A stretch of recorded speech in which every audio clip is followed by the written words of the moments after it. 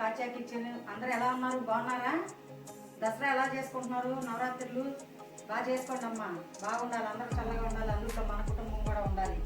ఇప్పుడు మన కాచా కిచెన్లో చేయబోయే రెసిపీ ఏంటంటే గుమ్మడికాయ పులుసు. గుమ్మడికాయ పులుసుకు కావాల్సినవి పచ్చిమిరపకాయలు, ఉల్లిపాయలు, బెల్లం, మెంతులు, కారం, పసుపు, ఉప్పు, 2 టమాటాలు,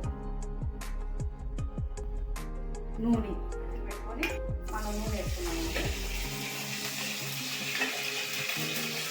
మెంతులు వేస్తున్నామండి. రుచికి మెంతులు చలవ చేస్తుందండి మెంతులు.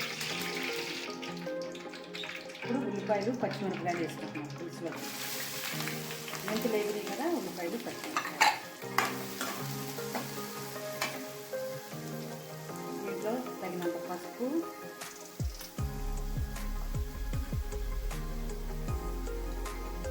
ఉప్పు అండి.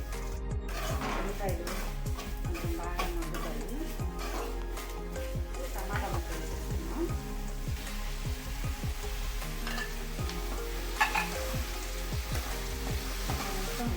టమాటా ముక్కలు వేసుకున్నాం కదా, టమాటాలు, ఉల్లిపాయలు వేగిపోయినాయండి. ఇప్పుడు మనం దీంట్లో తగినంత కారం వేసుకుంటున్నాము. పులుసులోకి కారం ముందు వేస్తే పులుసు బాగా కలర్ వస్తుంది. ముందు కారం వేసుకున్నాం కదమ్మా, ఈ కారం ఇట్లా వేసుకోవడం వల్ల ముందు మనకి కలర్ వస్తుంది కూర ఫస్ట్ వేసుకుంటే. ఇప్పుడు గుమ్మడికాయ ముక్కలు వేస్తున్నాను.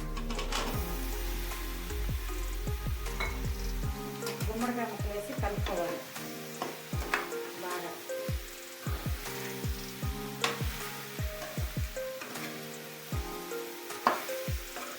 ఈ గుమ్మడికాయ ముక్కల్లో ముందుగానే పులుసు పోయకుండా బెల్లం వేసుకోవాలి.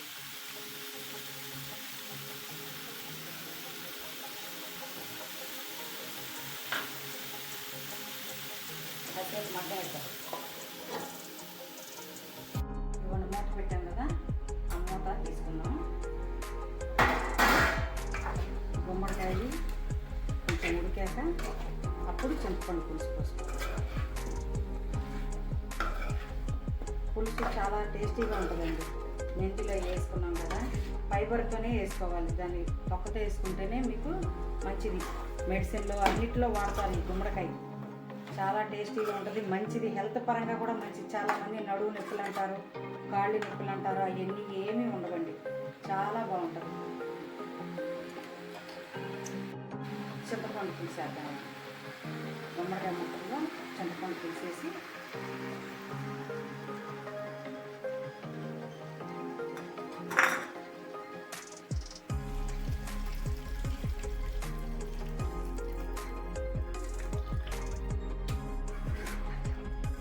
టేస్టీగా ఉండే గుమ్మడికాయ పులుసు విధానం ఇదేనండి. చూడండి,